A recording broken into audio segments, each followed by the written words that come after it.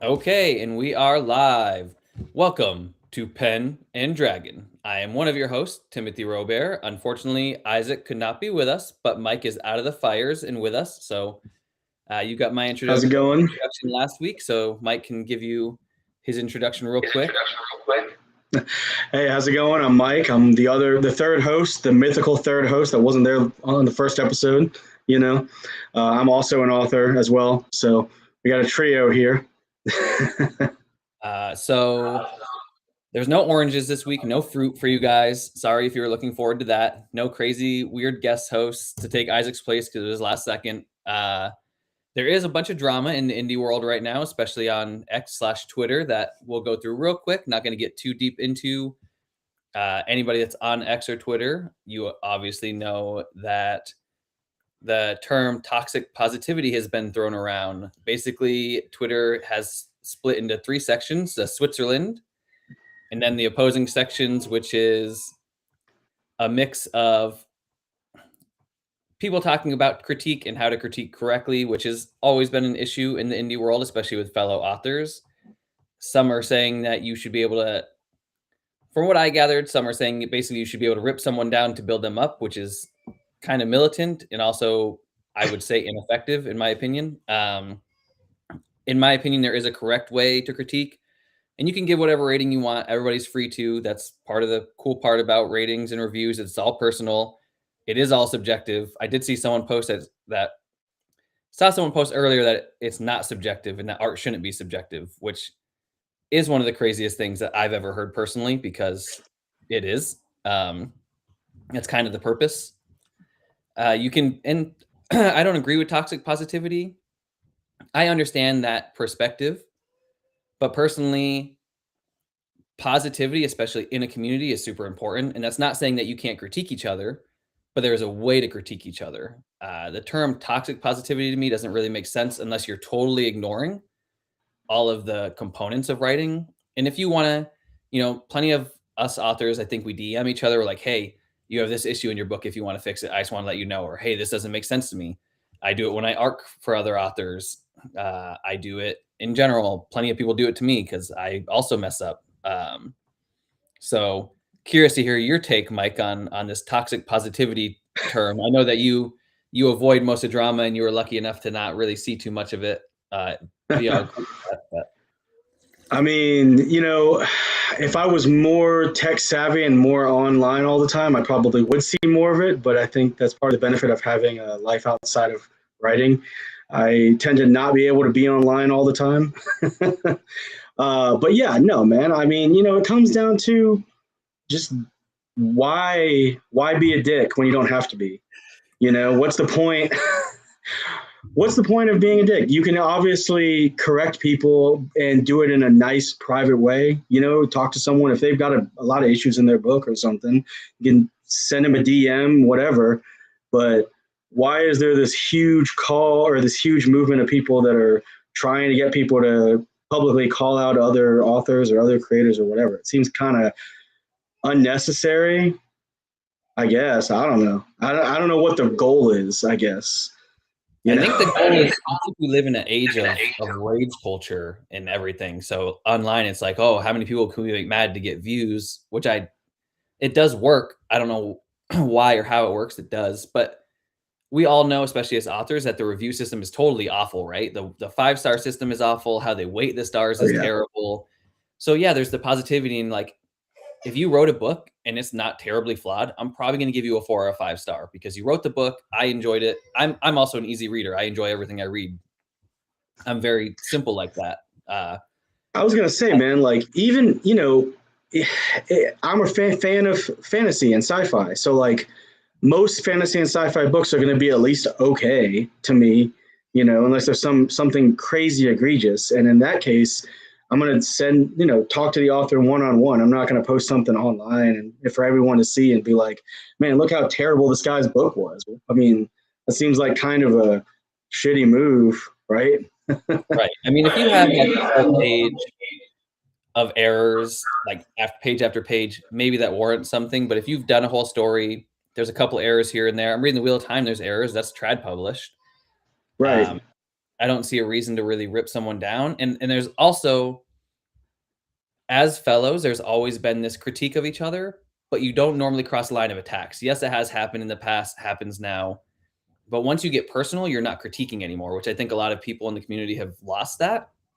I think a lot of people are shooting shots instead of actually just the work. They're going at the author, or they're insulting the author instead of being like, hey, you messed up, or hey, this is your first book. That's okay. Like I told someone, I said, I know Tales is flawed. I wrote that in 2017, right after college. I know it's flawed.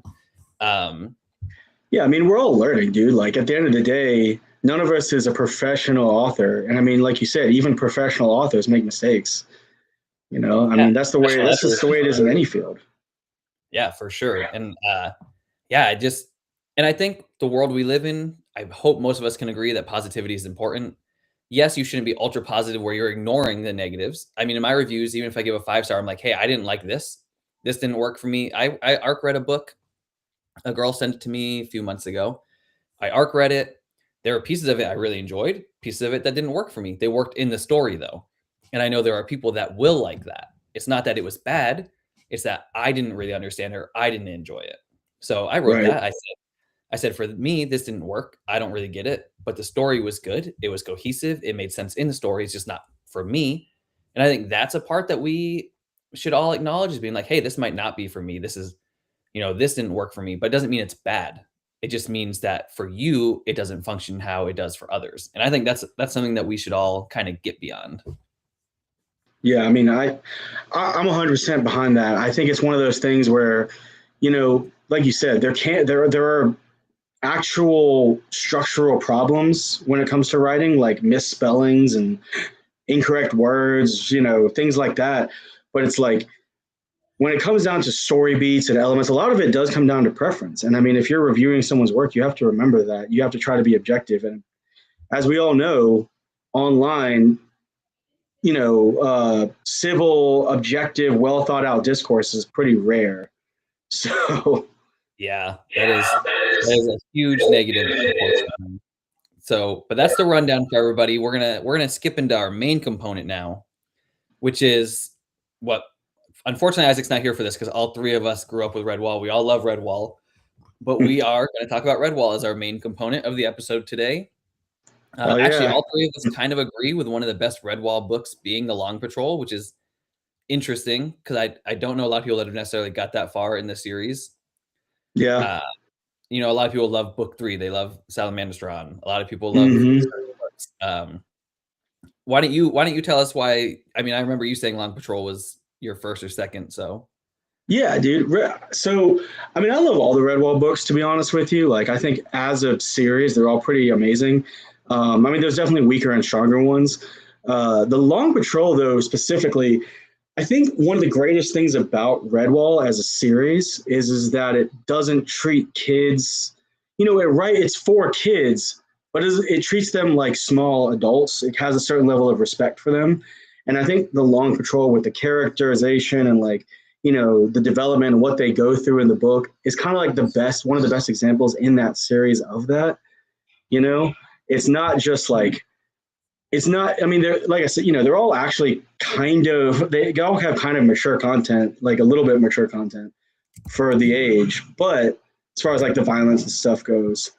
But I think that one specifically, as far as the character building and development and all that kind of stuff, is really like one of the best examples in that series. Yeah, I agree. I do have a hard time. I wonder, do you think that Redwall reads different as a kid? Because I read it as a kid and now I've read it as an adult. And a lot of the stuff that sticks out to me as an adult didn't register as a kid, whether I didn't know it yet, whether I didn't really comprehend, because it is middle grade, but it's not really middle grade. It's not what we would consider middle grade now in 2026, I don't think. Based on how we talk about YA, based on how we talk about what middle grade books are supposed to be. Not only is it pretty comprehensive, actually, really, per American reading level at this moment in time. Right. But the material, like Alulia or whatever, the Redwall book Alulia, where Lady Rose Eyes, I think I'm right, Lady Rose Eyes. Sounds right.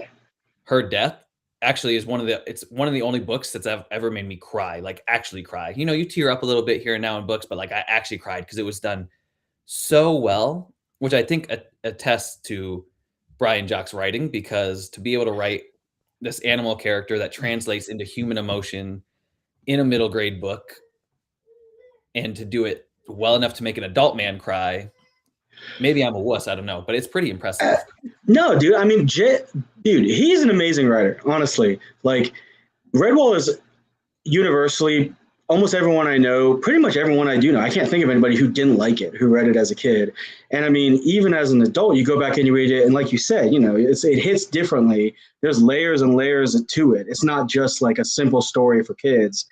But I mean, even beyond that, you know, like if you look at some of the other stuff that he's written, I don't know if you've ever read anything else that he's written besides Redwall, but he wrote this other series, and it's like about a kid who was on the Flying Dutchman, and then he ends up in service to like this angel, and stuff. It's a really interesting series of stories, but it's really like emotional and like it hits so much harder than you think it's going to for like a kid's book, you know, because so kind of just the rundown is this kid survives the Flying Dutchman going down, and before being pulled out of the pulled out of the ship and all that, he has to go around and help people. He lives kind of forever. Him and his dog live forever, and they just go around helping people, but he can never like settle in one place because he always has to keep going to the new place and help new people. And so it's like, man, that series, just like Redwall, you know, it's like as a kid, you're like, wow, this is pretty intense. But as an adult, you're like, wow, that really hits hard, you know? Yeah. Yeah. Actually, Mike Molman weighed in to say how he tried the first Redwall book. He read it 45 years ago. Oh, had he read it 45 years ago, his opinion would likely be different. Just so everybody knows, Isaac is the brain of the operation. So me and Mike we're on a struggle bus, trying to figure it all back. Also, just going back real quick, I saw Rose comment about if you can back up why you don't like something without personal attacks, it's fair, which of course I think we all agree with, as long as you keep it on the work itself and don't go beyond that. It's fair. But going back to what you were saying, I mean, I think Brian Jacques just writes this. I mean, the quote is what about he doesn't have sympathetic villains, right? We live in a time right now where so many villains are sympathetic. He said, I try to create very clear moral signposts of what is right and what is wrong. I won't have sympathetic baddies and schizophrenic goodies in my books. And I think you read the books, you know that. The bad guys are clearly bad. They suck. The good guys are very heroic. They're who you root for. God, that's the exact cover I have. I love that one. Sorry, I forgot to put that one up there a second ago. No, it's fine. And I really think, first of all, he does a great job, right? He does a fantastic job at that. And I think now in a time where so many people want sympathetic villains or so many people are doing sympathetic villains, that having this really black and white, like, hey, this is the moral compass. This is the code. You go beyond that code, you're not good. You're bad. There's no line there. There is one book. What is the book with, is it the Tagarung where he's. Oh, like yeah. That's the only one that really walks the line, but it's still clear cut, good or bad. But for that book, it is interesting that he has a character that kind of toes the line of where he belongs. Yeah. No, and I mean, he did kind of have a little bit of that because, I mean, in The Outcast of Redwall, if I remember correctly, he also had one where, you know, the character kind of gets thrown out of the Redwall. He kind of almost gets, I don't remember if it was like he's like kind of framed for something or like they just think he did something. But yeah, it's, you know, he there's a little bit more complexity there than just the straight black and white, I think. But, you know, it does work. Yeah. So someone said this the other day, I want to know if you agree with it, that Redwall is the middle grade equivalent, and I know some people in the chat are probably going to eat me up about this or on Twitter later, the middle grade equivalent of Lord of the Rings, of what it accomplishes, of the size, of the world, of I think of the impact. I mean, obviously there's no Lord of the Rings movies. So as far as media go, or no Redwall equivalent of Lord of the Rings movies. So as far as that media goes, it's not there, but. I think I think The Hobbit is the middle grade equivalent of Lord of the Rings, but no, I see where you're coming from, and I definitely think that there's some merit to that statement. I think the morality, the way that he plays with stuff is kind of, it's very comparable. Like you said, there is the clear good and evil side. There's surprising depth to the characters. There's a lot of intense scenes for sure. A lot more intense than you think there's going to be going into it, I think. But one thing too, as far as what you want to say, if you want to call it the middle grade Lord of the Rings, I think the big thing about Redwall is that it's very timeless, which is, I think, the best comparison to Lord of the Rings. Even if you've never read it, or even if you've never heard of it, if you give it to a kid nowadays, I think it would hit them very much the same way it hit us back when we were kids. I would hope so. We didn't quite have all the outlets and social things that they have now, but I would hope so, because like I said, even as an adult, I just reread. Well, I just got the last 2 books, so I do have to get on those. After the Wheel of Time and a couple indie books, I want to get on them. It's not like Redwall is long read, so it's not that bad. But I just got the final 2 books that I've never read. Mike says, I was 16 when the Redwall book started coming out, so there's no chance of me being a fan. There's still a huge chance. I just reread it, and I'm definitely not 16 anymore, and it was great. Actually, it was better as an adult. As a kid, I remember being like, wow, this is super cool, especially because Robin Hood Disney was out around the same time or whatever. I remember watching that. And it was just, I remember seeing, I was at what are those called? The book fairs that we used to have. I forget what it's called. Scholastic? Yeah.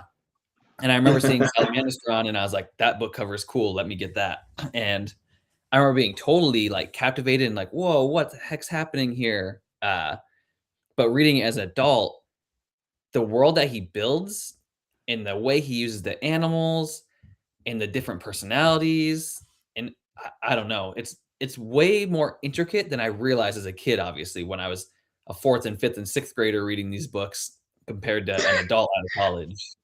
Well, and that kind of goes back to the whole reason that we're actually talking about this subject of Redwall is, Netflix just fumbled the whole thing with Redwall and lost the license. And so that's why Redwall's in the news right now and why we thought to talk about it in the first place. Right. And Mike Molman would love everybody to know that, sorry, Tim, you are a child. And I mean that positively. Thanks, Mike. I'm okay with that. Yeah, I saw a lot of rhetoric about whether it was good that Netflix lost it or not. A lot of Redwall fans are really hardcore. Redwall fans remind me of Supernatural fans. Is it everywhere? Yeah. No, but those core fans are, man, they're strong. They're like really, really into it. Yeah. And a lot of them were like, good, we don't need to see Netflix ruin Redwall, but I'm on the opposite camp. I wanted a Redwall movie series, show series so bad. Well, it was the one. Yeah, but like I want a new one to see what they actually do, especially in a time where TV is actually accelerated beyond movies, realistically. Yeah, I mean, honestly, dude, I'll tell you my dream, which probably will never happen, is someone like Studio Ghibli taking on Redwall. That would be the most amazing thing, in my opinion, of all time. But I do think an animation would be great, and especially like we're talking about, it's such a timeless series, and I think kids nowadays would really connect with it. I think it sucks that it's, I think a lot of streaming services would be not amazing, would not put out a great product. So it has to be the right one. So I get where the Netflix haters are coming from. I would trust HBO. Netflix, I don't really trust them for good reason. HBO, I would actually trust to do a pretty decent job. Can you bring up any of these comments? I'd like to bring up Algo's comment. I don't know how you do it. Oh, this one? Yeah, there we go. Well, no, the one below it. Hold on. Yes, there we go. Oh, our chat screen is also up there, though. To answer Mike's question, no, my Tales of Battle is inspired by Redwall and is grimdarky, but it's not. Well, I guess it's kind of grimdark Redwall, but it's like Redwall and Game of Thrones had a baby, and then Not that I can write like Brian Jacques or GRM, because they're my two biggest idols. I cannot write like them, but maybe by the time I'm your age, Mike Molman, not you, Mike. I was gonna say you're a long way from Mike Molman. Yeah, I would have been interested to see what, but I'm also a weird person. In the group chat, obviously you're a part of it. I'm on the opposite end of almost everybody with everything, because I do really enjoy most things. I can watch almost anything and enjoy it. I can read almost anything and enjoy it, because I really take my own perspectives out of everything and I hit it to enjoy it. So Rings of Power, I know it's not popular with a lot of people, especially authors. I can enjoy it for what it is. I know it's not Tolkien's direct work. I know it's not, the Lord of the Rings movie set in TV. I know this, but I can still enjoy it. There are lines. The Wheel of Time show, can't really enjoy very much. I tried, can't do it. Stranger Things last season fumbled. So there are certain things that I can't get on, but I do mostly enjoy things. I agree with you partially. Like, I know where you're coming from. I get it. Like, I definitely feel like I can be more lenient than some people when it comes to adaptations. Like, I know adaptations are going to have to change things because of the change. You can't put an entire book in a movie or a TV show. It's just it doesn't happen. It's not possible. But I will say the thing, like for instance, Rings of Power, like you were talking about, I feel like they changed kind of the fundamental like idea behind it. Like the like what Tolkien was trying to get across in a way, I guess. I don't know if that makes any sense, but it didn't feel. Oh yeah. That way I'm not alone, but continue. Well, no, I mean, I don't know, dude. It's Rings of Power. It just didn't feel like Tolkien to me. Watching it, it felt like a completely different thing that they just kind of wallpapered Tolkien's aesthetic over. I think it's difficult. I mean, first of all, you have a guy like Peter Jackson that made an incredible series of films. So just there's going to be a gap. You're going to TV, there's a gap. You don't have all the rights, there's a gap. I will say, I think I separated it early on, knowing that it wasn't going to be the direct descendant of Lord of the Rings. So for me, it was okay. And I think I could do that with Redwall, knowing that, hey, this is not going to be as good as the books, but let's see what they do and hope that they stick to the source material, right? That's the big issue with Wheel of Time, is they didn't stick to the source material at all. So I think I am really lenient in general. I am a positive person. As far as Rings of Power goes, season 2, Charlie, whatever, the guy that played Sauron did kill it. Maybe that's why I liked it so much, because I love Sauron. I love what is that old book that the Silmarillion? Silmarillion? Is that what you're talking about? No, not even the one by him. It's all about the devil. Now I can't remember what it's called. We even read it in university. Now I can't remember. I'll think of it at some other point. But I would have been interested in seeing the Redwall show. I've actually been putting off reading getting the last two Redwall books, because once they're gone, I probably won't go back and reread the series again. Right. Maybe I will. Who knows? Maybe one day. But like, it's saying goodbye to my childhood, basically, once I'm done that series. That's the book that really tied me into being a writer. It's influenced both you, me, and Isaac. We've talked about it. I think it's influenced a ton of people, as we've said. And I think saying goodbye to that's actually saying goodbye to a huge piece of like why I got to where I am, why I even started writing fan fiction, why I included animals after college, why I even got into writing at all and reading. It's all Brian Jacques. But I mean, at the end of the day, just because you finish a series doesn't mean it has to be out of your life forever. You know what I mean? You can always reread it, or you can read it to somebody else. You can pass it on to the next generation. I think that's the whole reason a TV show excites me so much, Did you? Oh yeah. Well, that's the thing, is like, if they did a TV show, I'm like, okay, I have another outlet of this, right? Another growth to this. I mean, for your book, when you were writing the Scion Conspiracy and you were getting toward the end, did you put it off at all? Were you like, oh my gosh, like once this book is done, once I'm done this book, it's done. Like the book itself is done. I'm kind of the opposite, man. Once I started getting to the end, I was like like really putting in more time trying to get to the end. Because I was like, once the end was in sight, it was more that middle part that I was like procrastinating. I was just like, God, I'm like just as far from the really exciting beginning as I am from the really exciting end. And now I'm like at this middle part where it's just work, you know? Actually, I think that's a perfect segue to bring us into our next topic, which is how important is a hook in reading and writing? Because we're talking about the end, the middle, the beginning. First of all, as an author and a reader first, actually, the end to me is always more significant than the beginning. Otherwise, like we're mentioning the Wheel of Time, I would never ever read the Wheel of Time if it was for the beginning. It's always the ending that I'm like, yes, I'm continuing, because the endings are so incredible and the beginnings are so slow. And I've never. Some people say, we live in a world where some people are like, the first 10 words, the first 2 pages, the first this, and it takes me about 50 pages to get into a book. But beyond that, I've never, ever, ever, and even though I'm the biggest George Martin fan in the whole world, I've never read a first page that I was like, this is amazing. This is the best book since whatever. I'm going to read the whole thing right now because of this. Well, we had this discussion in a group that we were in recently, with the way Kindle, KDP is and all this stuff. It's like a lot of people talk about how important those first chapters are, first few pages even are, because people will just pull something up. And if it doesn't capture their attention like that, they're switching to the next book. So, it's hard to say, but what everybody says now is a lot of agents and things. I'm talking about TradPub now, but a lot of agents and things are like, I need you to make your book shorter. I need you to make your series shorter. I need you to cut out a bunch of stuff. The thing that a lot of people I've heard is they don't accept books under or over 100,000 words. Right.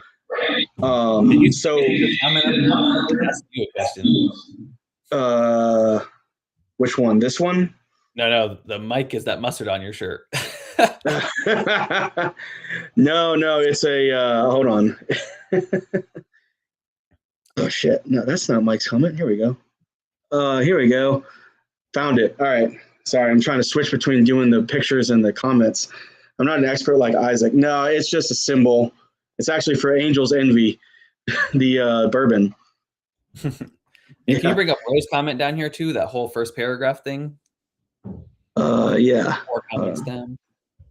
Here we go. Yeah. I think you're right. Have you ever read a book though? Have you ever read a first paragraph and been like, yes, this is it? Ever? Oh man, that's a hard one. I you know what? Actually, I can think of one. The Gunslinger, the first episode, the first book in the Dark Tower series. That one, 100%. I read the first first couple pages of that book, and I was like, I got to know where this is going. See, I think the Sight series and A Song of Ice and Fire, I think those two were the closest I've gotten, but I really need depth. So I don't care how good this sounds weird. I don't care how good your writing is. I don't care if you had the perfect prose in the world. I need more than 2 sentences. I need to grasp onto something before I even give 2 damns about what it is. And that's, I think, a problem with KU, especially with my writing, is I really like to bring things in. And I do start off with action sometimes, but I like to get people in there and try to build things up, not on Robert Jordan's level, because sometimes it's brutal. But it takes me about 50 pages to like a book, to get into a book, to care about the characters, to care about anything else. So for me, it doesn't even matter what the hook is, what the writing is, but the ending to me does matter. The ending to me is the most crucial part, because I don't care how you begin it. If your beginning is amazing, but your ending is flat, I'm only going to remember the ending. I'm only going to remember that, hey, you started off really good, but that ending was lackluster. I think it's very similar to the argument of the cover, in my opinion. Everyone says how important a cover is, right? Because that's the eye-catching thing. That's the thing that draws people to your book in the first place. But it's that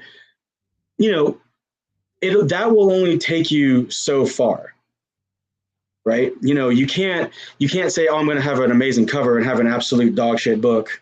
inside of that amazing cover. Like just like you can't have an amazing first chapter that you've polished and it's amazing, you know, it's perfect and it's super enthusiastic, and then the rest of it just be absolute garbage. You know, Right. I think the question is how important is it? And it's like in this attention economy, as everybody calls it, you know, I think it is. I think it does matter. Like I think you really do have to like do something to capture people's attention, but you know, it's kind of I think it's up to interpretation too. I think some people have stronger opinions than others on that. Hey, Tobias. Yeah, for sure. It's a huge debate on, because I have seen readers be like, "Hey, the hook is incredible," and I've been DNF'd plenty in the first 4 pages. I know because I check my KDP too often. But it is known that KU is, first of all, it's like romance heavy or whatever. And KU readers are finicky because they pay for the subscription. They open a book, they're like, "Nah, it's not for me. Go to the next one." Yeah, Because we live in a right. time where there's a million indie books, a million trad books, a million everything. Ooh, bring that up. This is interesting. The moon is a harsh mistress. The ending kind of just poof. It took time to sink into that story too. Then you wonder what's going to happen, and the ending was like a balloon deflating. Yeah, I mean that's Yeah, how I love the Wheel of Time series, and obviously it's not indie, but I love the Wheel of Time series. But I just read book 10, and it's one of the only books I've ever 3-starred because it was almost entirely flat. I feel like now that I've started reading book 11 and just read book 9, I could skip the whole thing aside from like 20 pages and know exactly what's going on. And there was no climax even. There was no real true climax. And I think, first of all, I mean, obviously the climax is one of the most important parts. Obviously you have to get there. So you have to yeah, hook somewhere, but that's a tricky part is you have a billion readers. Some are going to read 20 pages, be like, yeah, okay, maybe. Some are going to read two. Some are going to read a paragraph. Some are going to read the whole thing just to do it. It's really like, I think as an indie, as any writer, I guess, even trad, but especially as an indie, because we're so self-reliant or reliant on our fellows, our peers to guide us, it's so much more intricate because you don't know, you get all this different feedback if you get your critiques or your betas, and then you're stuck being like, hey, hope someone likes my first page. well, I also think, you know, when you're talking about comparisons to prove your point, the Wheel of Time is a really hard series to use as a comparison because, goddamn man, that series is long and long winded. Like I love deep world building. You know, Memory Star and Thorn is like one of my favorite series ever, and that is a famously long series, and where you know like the last book is humongous, and even I reading the Wheel of Time was like, this we got to hurry this up. Like there's a lot going on here, and a lot of it is not necessary. And the problem is you can't speed read either. I feel like a lot of books you can speed read well, like Mike Molman just said, the mushy middle. Yeah.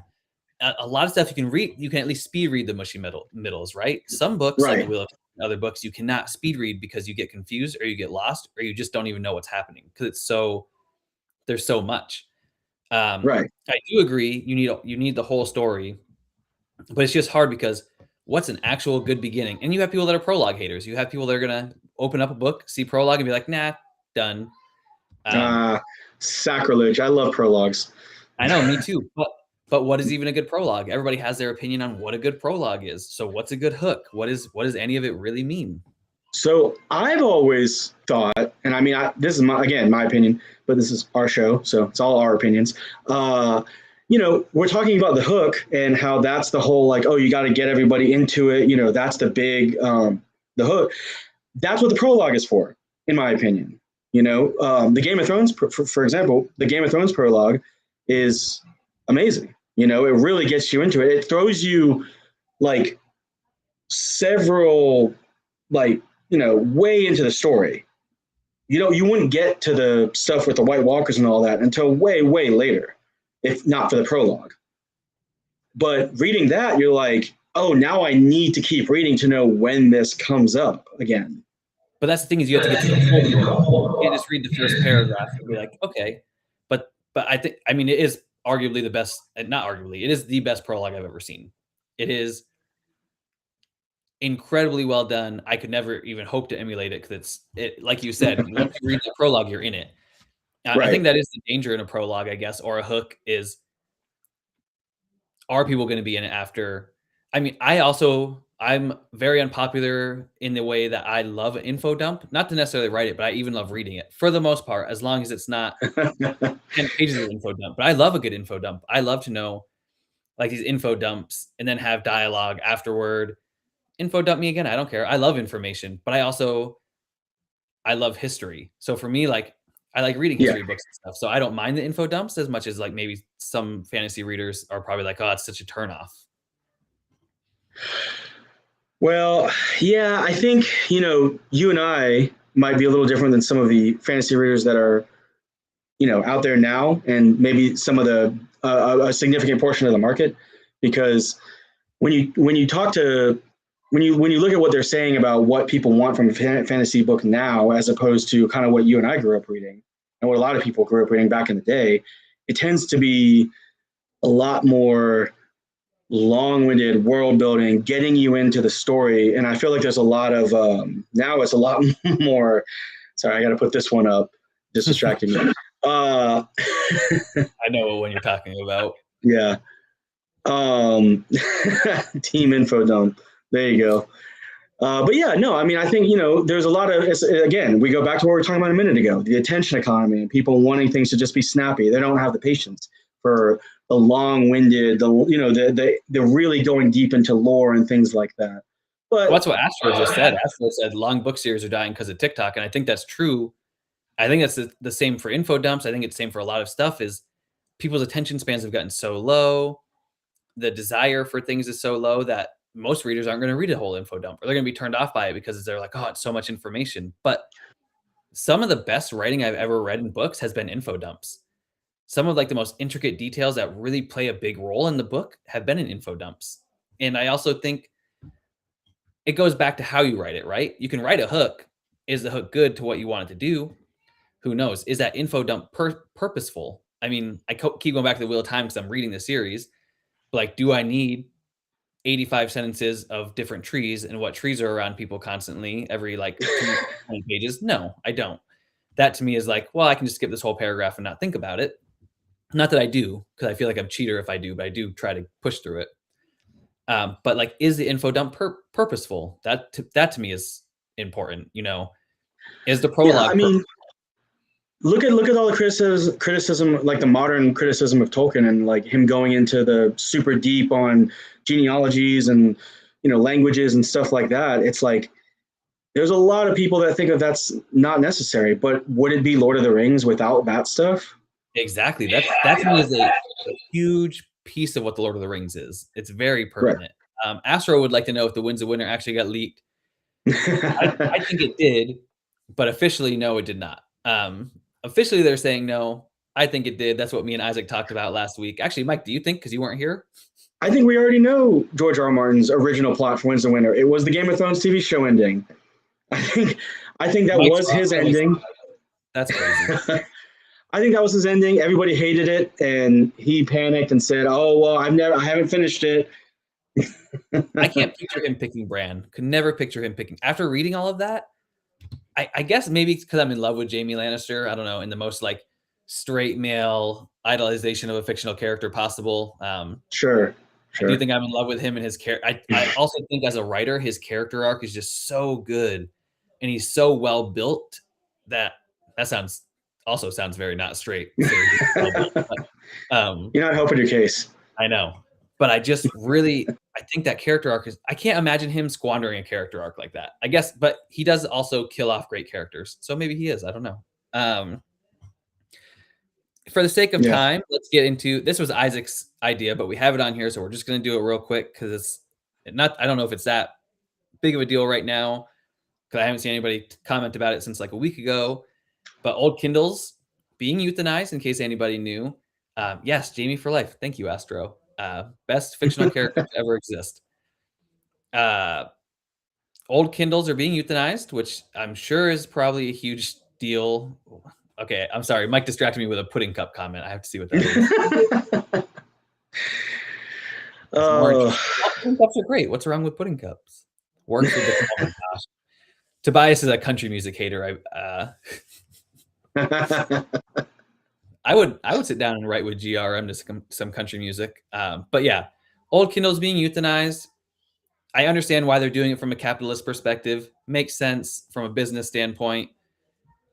I think it's silly. I think once you sell a product, if people are still using it, you should have to let them use it. I mean, I remember playing Xbox and they were like, "Oh, you can't play this game anymore online." And it's like, but there's still like 25 of us that play it, so why not? Hey man, I mean, if there's ever been a better endorsement for Kobos or third-party e-readers, this is it right here. Mike is just saying this because he went wide, everybody. He's only saying this because he went wide, so he wants you all to get his stuff. I did. Available everywhere now. For those of us that are too afraid to go wide and need KU, I would like them to keep the old Kindles. Also, just because people spent money on them. To me, it's like, oh, well, good. At least me and Tobias agree on one thing. I mean, Jamie's just a really well-written character. He would probably agree on the Kindles too. I don't know if Jamie can read. He's a lord. He has to be able to read. Is he just good at swinging a sword? Like, isn't that basically his whole thing? Well, he does read because he goes to the Kingsguard ledger. Oh, yeah. Reads about. That's true. Yeah. So he definitely can read at least. Maybe not as good as Tyrion. But no, yeah. I mean, the Kindle thing, dude, it's I mean, Amazon is kind of enjoying Draft to Digital's recent screw up that you guys talked about in the last episode. But I mean, let's not forget that Amazon tends to be the bad guy in a lot of situations. They do a lot of bad stuff, and this is just the latest in a long line of things that they've done that's been kind of shady. But are they easy to villain? Are they easy to make the villains though? Because what Amazon has done for indie authors really is unmatched. It really is unparalleled. They've given a voice to millions of us. Their system has only gotten better over the years. Are they perfect? Absolutely not. Could they be a little bit better indie authors? Yes. Could they help us out a little more? Of course. But are they easy to make the villain because they're the big name? Because it is easy for people to get given something and then be like, well, I want more, or I want this to be different. I mean, that's a pretty common thing. Yeah, I mean, we're all, I get where you're coming from. We're all here mostly because of Amazon. I mean, I get that. I'm not saying that. But by the same token, Amazon's the people that are not paying their workers a living wage despite being one of the most profitable companies on the planet. So, well, they are still a business. So they're still capitalists. They're still billionaires. So are they perfect? Do I love Jeff Bezos? No. Am I thankful? Will I rub his feet if he asks me? Probably, especially if he gives me some money, or boost my ranking on Amazon for a day. Oh, can I screenshot this? I need to screenshot that. I'm going to hold that over Mike's head forever. Yeah. There you go. I'm going to keep this up here for the rest of the episode. Yeah, it's going to be the whole. I'm putting it on TikTok. When Isaac gets to this, I'm going to clip that. I do think it is easy to make them the villains. I am thankful for them. Do I love Bezos and Amazon for everything they do? No. Could they be better? Yes. Are they the worst?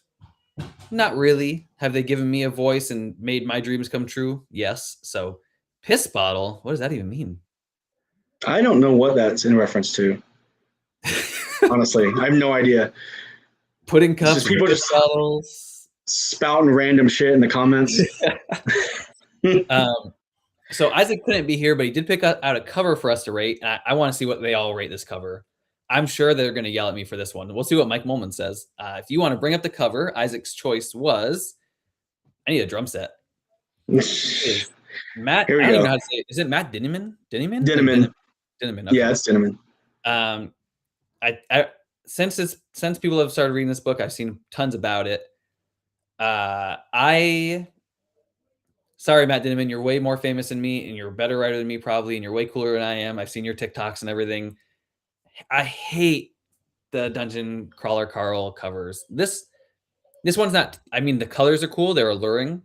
I get what he was going for. I know it's silly or whatever. I hate the cover. They look tacky to me, and maybe they're supposed to be. It's really just Oh, like, that's okay. The piss bottle thing is about the Amazon driver story. oh right, I remember that video. Okay, Gotcha. Okay, yeah. Now we got it. context Now we know what helps, we're man. talking. The Yeah. context helps. Ooh, Mike gives it a 3.5. Me and Mike Moman, we agree again. I was actually going to say a 3, maybe a 3.5. I really don't like the cover. I don't think it's appealing. I would never even pick it up, honestly. Tim, I'm gonna have to go 100% against you. I actually like this cover a lot. I like it a lot better than the other cover for Dungeon Crawler Carl, which I think is hot garbage. Oh yeah, this one is absolutely. I hate this cover. I do agree with that. This cover is way worse than the other one. Yeah, I was when you look at the other cover, the first one. At least that's interesting. Like you're like, oh, I might want to read that. But yeah, when you get, I feel like the second cover is just like it looks like some hot garbage. Oh yeah, Mike Norman with the perfect comment. So for the listeners that after this video that on Spotify and everything that won't be able to see it, the first cover we're talking about is the one with the yellow where it says Crawler Carl, and it's got the man running in a pink zigzag, whatever. I don't even know how to describe whatever that is. I think this is the trad published cover, and the first one is the indie cover. Oh, okay. Yeah. No, I don't think it's AI because Matt Dinniman is super anti-AI from everything I've seen. Astro asked if it's AI. Matt Dinniman, I actually just saw a video of him talking against AI, I believe 4 days ago or something. Have you read Dungeon Crawler Carl? I'm literally not interested at all. So no, I've seen a lot of, I've only seen people either really love it or really hate it. And judging from what I've read of the synopsis, it just really doesn't seem something I would enjoy. So first of all, if you read it, you'll get he is absolutely anti-AI. He portrays the AI in his world as having a foot fetish, which is hilarious.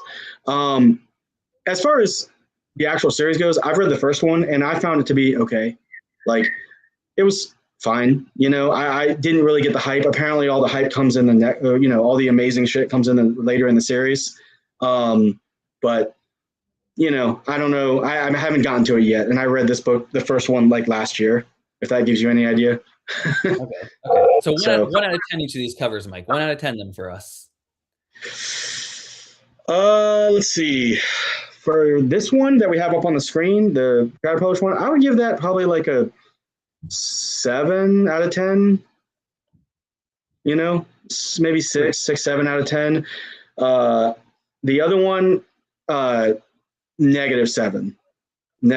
For listeners, the other one is the one with the weird goblin in a spiky tank running over the man with a weird cat. And I didn't even realize he was in heart-shaped boxers. That's actually the most interesting part of this cover. Yeah. I really give it, I'm such a cover person, and I rarely give bad ratings to anything, but I really give it a 0.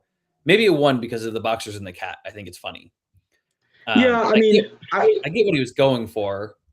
Just doesn't work to me. I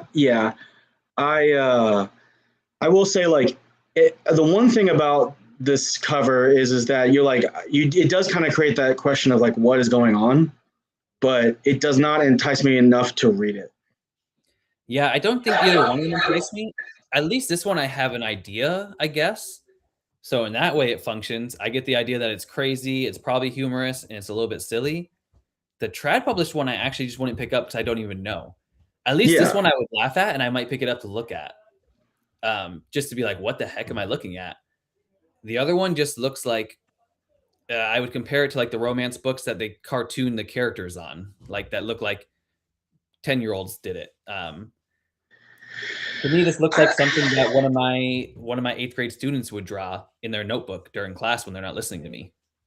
I think the trad published cover with the bold, we're talking about the one with the bold yellow and all that, and I think that one gives off a certain vibe of being like fun and kind of off the wall, Whereas I think the other It's one, like sci-fi though, right? The book is sci-fi technically or something? What is it? yeah, it's comedy, sci-fi. See, this doesn't give that to me. This doesn't strike me as sci-fi comedy, anything like that. Um, it looks like it would be, like I said, it looks like an eighth grade book. It looks like it has something to do with like the Magic School Bus almost, maybe at best. Hey, what do we know though? I mean, he's selling like gangbusters. So I mean, as far as his writing goes, I'm sure it's fantastic. The stories, people, if you can be an author and have someone, whether a lot of people really hate your stories, if you have a large number of people that really love your stories, yeah, then you're doing something right. I haven't seen much middle ground with him. I haven't seen many people be like, yeah, it's okay. Most people I've seen hate it or love it. I mean, I watch his videos. He's an awesome dude. He's super cool. I love his stances. I love that he speaks against AI. I love that he's a creator, and I love that he has fun with what he does. So as like an author, I think he's super cool. It's just a series doesn't speak to me, and my TBR is too big anyway, as it is to jump into a series that I'm indifferent about. and a series that is as long as it is. I mean, like I said, I read the first book and I didn't hate it or anything, but it's just, it's hard to commit to that many books on something that I wasn't blown away with the first one. That's fair. And for me, coming out of Wheel of Time, or not coming out of Wheel of Time, and still stuck in it. Not stuck in it because I do love the Wheel of Time, and Book 11 has already started off way better than Book 10, the entire thing. But Tim, you can be honest. You're stuck. There's a pit in the middle there that you get stuck in that series. I actually don't think everybody says 8, 9, and 10 are a slog. 8 and 9 I thought were awesome. 10 really sucks. Really, really sucks. But coming out of a really long series, because like I want to read Sun Eater or whatever eventually. But the idea of Sun Eater's the shit. Jumping back into a series right now, like a long series, I have zero interest in because I want to. First of all, the next book of Scythe is coming out. He's Neil Schusterman's doing another Scythe. I have to read K.W. Broussard's books that he's sending me. I want a couple indie books that I need to read. Another book on my list, I forget. I don't know. My TBR is growing rapidly every day. I need to read your book. Especially now that you're my co-host, I almost have to read your book. Which That's is the only reason I'm here. For those of you that haven't read it, Mike wrote the Scion Conspiracy. Yeah, thank you. Tim, I heard you wrote some books too. Yeah, some. They're okay. The Flame of Alamandraz hopefully will actually be good, and that series will hopefully take off. Tales of Battle, it's fine. Hey, I've got it on my TBR. Well, thank you. But Flame is hopefully my more polished work and my better work, and that comes out in May 22nd. So everybody knows. I'll plug myself real quick because we're getting toward the end of the show. There you go. So take the Mike Molman approach. Nobody actually rated the cover well. Some people said they don't hate the cover, but nobody actually rated it well. I was expecting to see, well, besides you rated it well, but. So I'll say this about Dungeon Crawler Carl. I read that book as part of a book club, right? And I am one of the people in the club that has read a ton of fantasy, is super into like a lot of fantasy and sci-fi. Other people have, but probably not as much, not as into classic fantasy and sci-fi. Everybody else loved it, is what I'm trying to get to. I was kind of like one of the only people that wasn't like all about it. So I don't know if it has to do with kind of people that don't read as much or aren't as into it. But I don't know. It's got a very specific group, which I'm sure a lot of books do, right? A lot of books don't have this really wide, varied audience. But I've read some of the reviews on the book because, sometimes as an indie author, you want to go read these big books and be like, I wonder what their bad reviews are like. Because you don't have any bad reviews yet because I've seen your good reads. So screw you, Mike. They're coming. I'm sure they're coming. Yeah, I'm giving you one next. I'm giving you one right after today. No toxic positivity here. Bring it on, man. I'm eagerly awaiting that first 1 star. I'm just gonna 1 star you and say F my co-host just on Goodreads. I'll change it after. But no, yeah, I'm sure it's great. Mike Molman is the expert at plugging himself. If anybody watched my interview with him last night, he is the plug master, which sounds really dirty, but we're getting toward the end of our show. So if everybody would like and subscribe, next Monday, same time, because same time every Monday, hopefully all all three of us, the trio of Pen and Dragon, will be present, but who knows? One of us might break our leg or something. Hey, Never know. It would be I me don't because I'm know, the only man. one. So I'm the only one that I've been here both the first 2 episodes. So if anybody breaks their leg, I guess it's me. I also am running a Spartan race this Saturday, so it is plausible. Tim, are I'm you ever going. not doing something on a weekend? Something crazy? No, that's why most authors I know write on the weekends. I do not. I am playing basketball. I'm hiking mountains. This weekend I'm doing the Spartan race. My weekends are literally jam packed. They're always one thing.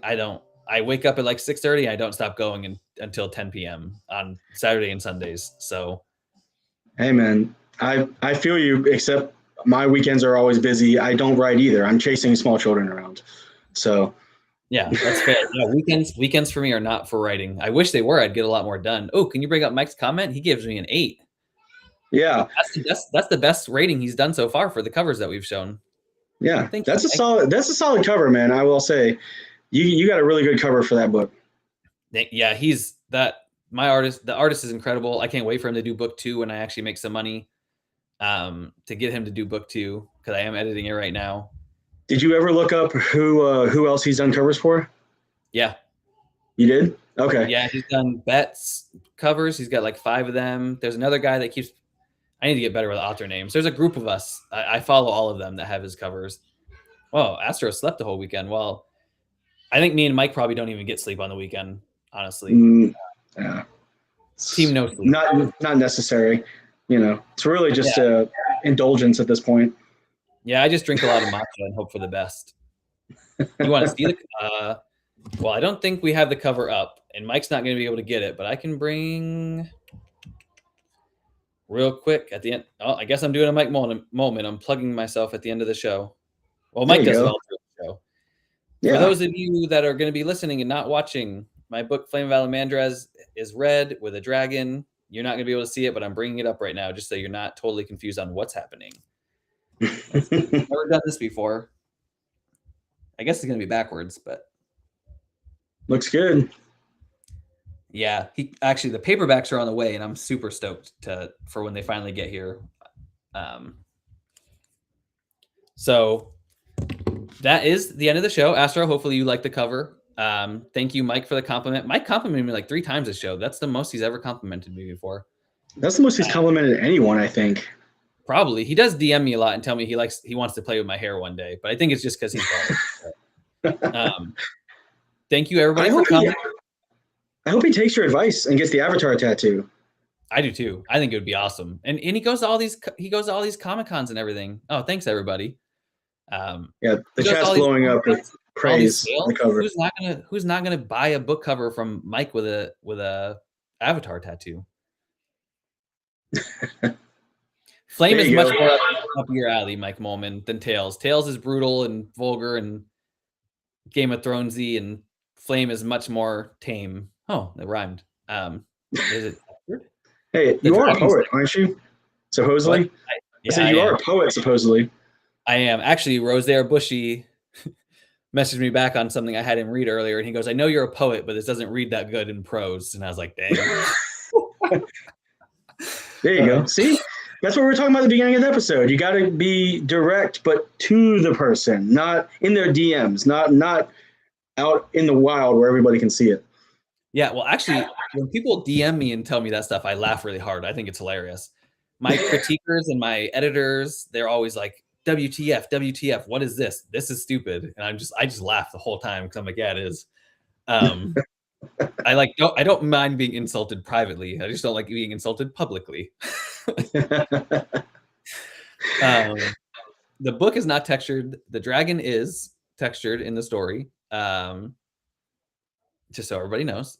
But yeah, and Mike will have a cover coming up soon, which we can reveal on the show when you have it totally picked out, which would be super cool. So be on the watch for that. And that, like and subscribe.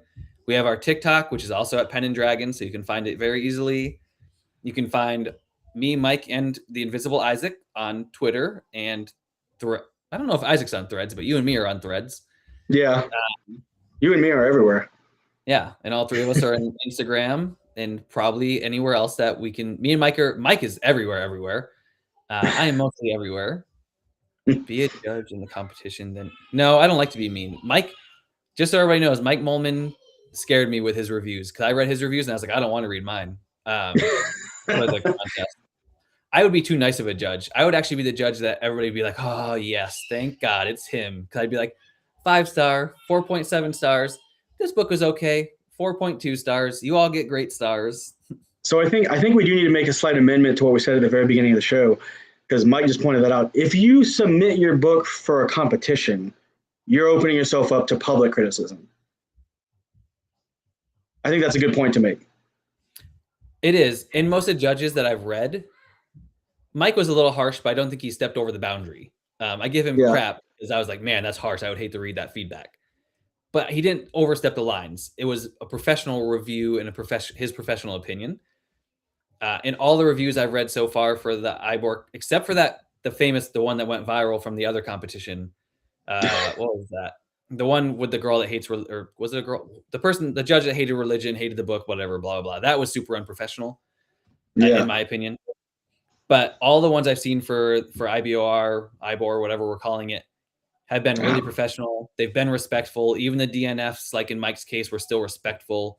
They haven't pressed the boundaries. And that's the important part that we need to remember. Not these Goodreads reviews where other authors are going at other authors saying, hey, this book was hot garbage, because I've seen this about some of our fellow authors, and I've seen it from some of our fellow authors being like, hey, this book's hot garbage. Hey, this book sucks. I'm not even going to rate it. It's so bad. And then dogging the author, being like, this person has no idea what they're doing. This person's trash, blah, blah, blah. That's where the issues are, because you're not being honest. You're being a dick.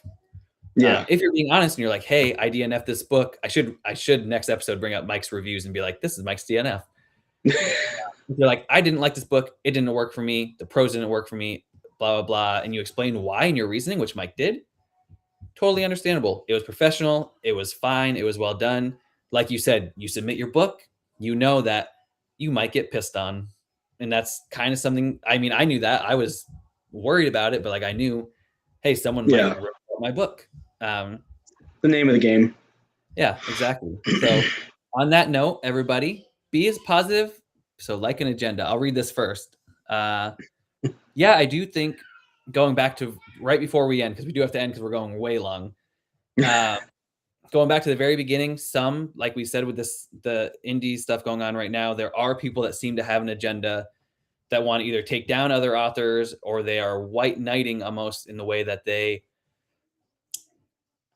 think that there is an integrity boundary that is being pushed back by this toxic positivity. Essentially, they're saying that people are too positive and too nice, that people aren't growing. And I don't think that's true.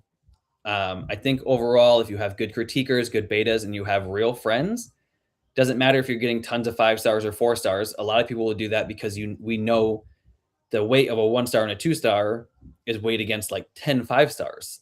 So the way it brings you down, we know that sucks. And I still think a 3-star is totally fair. And I think 2 stars are really reserved for people that really, really failed across their book, which is rare. Yeah. And I think 1 stars are for people that really just put out garbage, which is also pretty rare. Not that people don't put out garbage, it's rare. And I mean universal garbage. I don't mean something that's like to you, like, oh, this is not great.